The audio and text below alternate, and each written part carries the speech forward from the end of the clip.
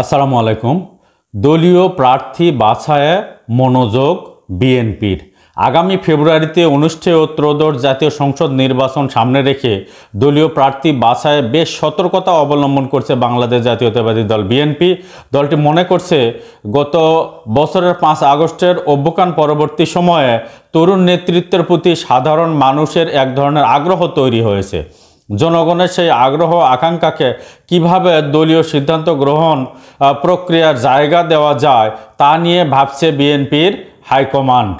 তাই অভ্যুত্থানের আকাঙ্ক্ষা ও জনপ্রত্যাশাকে ধারণ করে রাজনীতিতে গুণগত পরিবর্তন আনার লক্ষ্যে নির্বাচনে বিতর্কিত কাউকে প্রার্থী করতে চান না দলটি।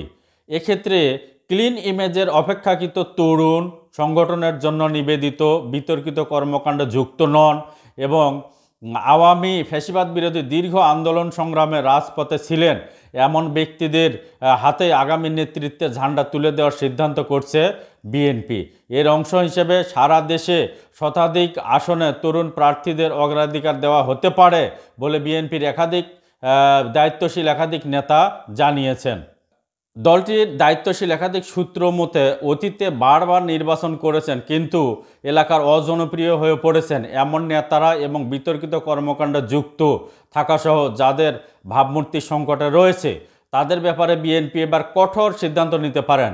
সেক্ষেত্রে ত্রয়োদশ সংসদ নির্বাচনে সারা দেশে হেভিওয়েট হিসেবে পরিচিত 2 ডজনেরও বেশি দলীয় মনোনয়ন নাও পেতে পারেন।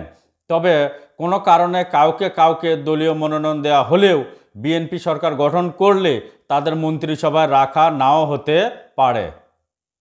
বিএনপির নির্বাচনী প্রস্তুতি প্রসঙ্গে দলটির স্থায়ী কমিটির সদস্য আমির খসরু মাহমুদ চৌধুরী কালবেলাকে বলেন, দেশ তো এরই মধ্যে নির্বাচনের চ্যালেঞ্জে ঢুকে গেছে। সবাই প্রস্তুতি নিচ্ছে।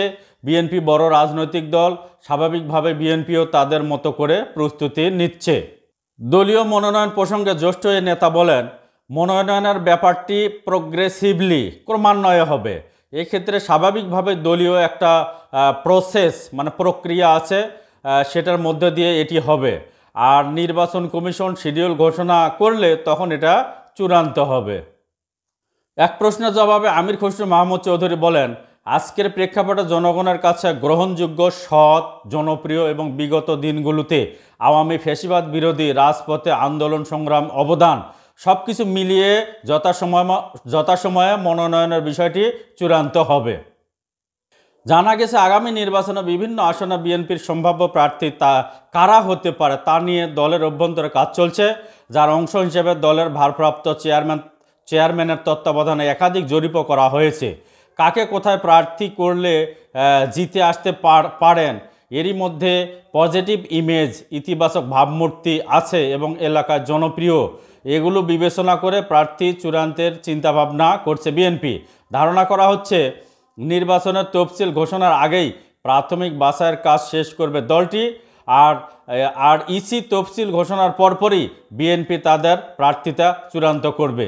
এ বলে আমি আমার কথা শেষ করছি। আসসালামু আলাইকুম।